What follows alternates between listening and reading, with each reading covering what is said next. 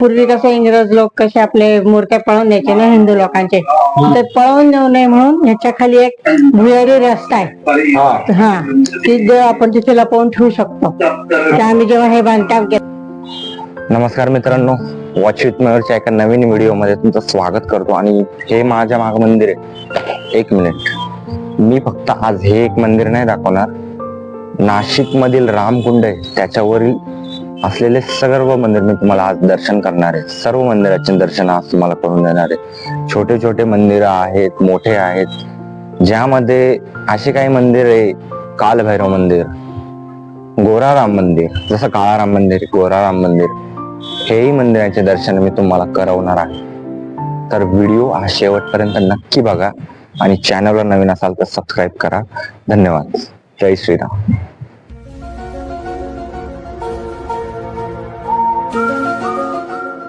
मित्रांनो, हे मंदिर रामकुंडावर असलेले श्री निळकंठेश्वर महादेव मंदिराच्या बाजूला आहे. आपल्याला वरती 15-20 पायऱ्या चढून जावे लागते, कारण हे मंदिर 4 मजलीवर बांधलेले आहे.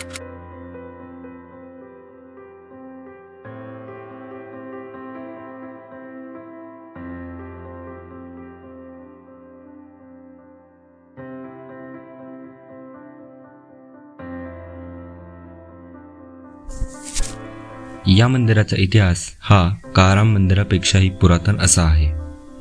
सन 1762 साली माधवराव पेशवे यांचे सरदार श्री महादेवराव हिंगणे यांनी हे मंदिर बांधलं. त्यानंतरच्या कालावधीत या मंदिराची डागडुजी होऊ शकली नाही व त्यानंतर हे मंदिर 1773च्या महापुरामध्ये मंदिराला खूप हानी झाली आणि नंतर हे मंदिर पद्मनाभी गुरुजींकडे देखरेखीसाठी सुपूर्द करण्यात आले.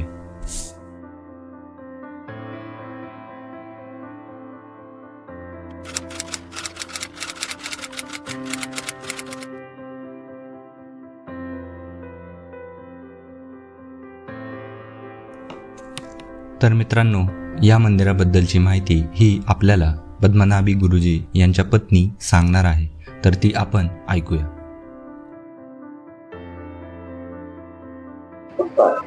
1782 सालचं मंदिर आहे, माधवराव पेशव्यांनी बांधलेलं. तर त्यांच्याकडे हिंगणे म्हणून पण कामाला होते आणि आम्ही पद्मनाभी हिशोब तपासचं काम करायचो. मग त्यांनी हिंगण्यांकडे ते दान केलं, पण त्यांना मुलबाळ नसणे, त्यांनी मग आम्हाला दान केलं. तसं 1782 पासून आम्ही सांभाळतोय हे मंदिर. आणि ह्याच्यामध्ये मुख्य म्हणजे सगळ्या मूर्त्या संगमरवरी दगडाच्या आहे, एका पाषाणातून बांधलेल्या. राम, लक्ष्मण, सीता, भरत, शत्रुघ्न चौघ भाऊ असल्यामुळे याला पंचायतन म्हटलं जातं. आणि गाभाऱ्यात त्यातलं दाखवते तुम्हाला.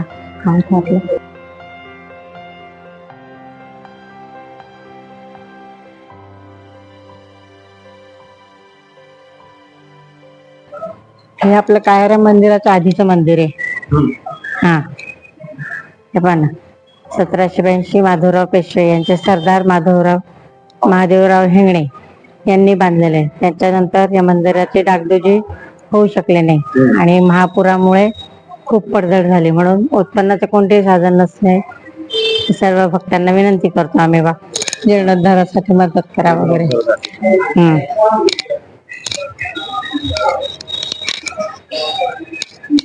रोजाची मूर्ती आहे.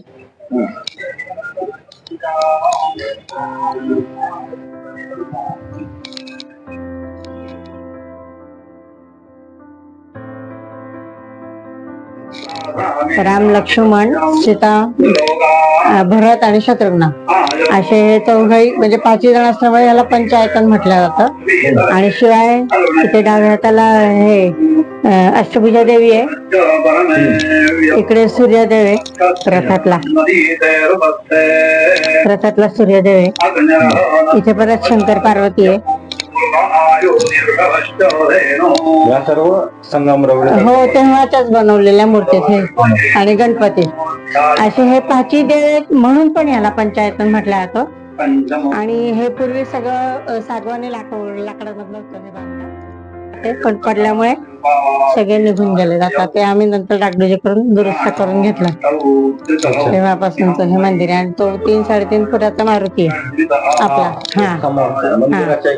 हा रामाच्या समोर असं. आणि हे पूर्वी सगळं लाकडी होतं आणि पितळी होतं. पण पूर्वी कसं इंग्रज लोक कसे आपले मूर्त्या पळवून द्यायचे ना हिंदू लोकांचे, ते पळवून देऊ नये म्हणून ह्याच्या खाली एक भुयारी रस्ता आहे. हा ती देव आपण तिथे लपवून ठेवू शकतो. ते आम्ही जेव्हा हे बांधकाम केलं ते खराब झालं म्हणून तेव्हा आम्हाला तो रस्ता दिसला. आणि यांचं आंघोळीचं पाणी सुद्धा असं इथून खाली जाऊन इथे हे वाट आहे तिथून बाहेर जातोय. ही गंगा माताची मूर्ती आहे. त्याच्यासमोर कारंजा होता पूर्वी, म्हणजे तो अजून आहे पण आम्ही बंद ठेवलाय तो पाण्यामुळे. तर असं 1782 सालचं आहे मंदिर. धन्यवाद.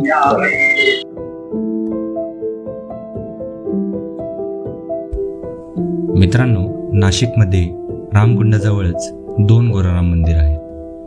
एक आपण पाहिले ते आणि दुसरे जे आता आपण बघणार आहोत.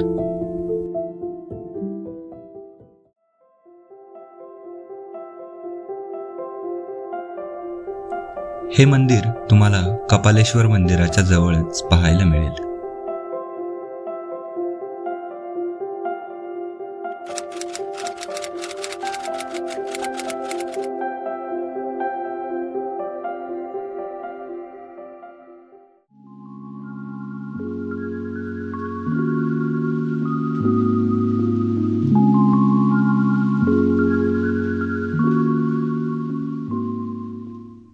येथे श्रीरामांची मूर्ती ही पांढऱ्या पाषाणात बनवलेली असल्यामुळे याला गोराराम म्हणजेच अंगारूपी व चैतन्यरूपी राम म्हणून ओळखले जाते.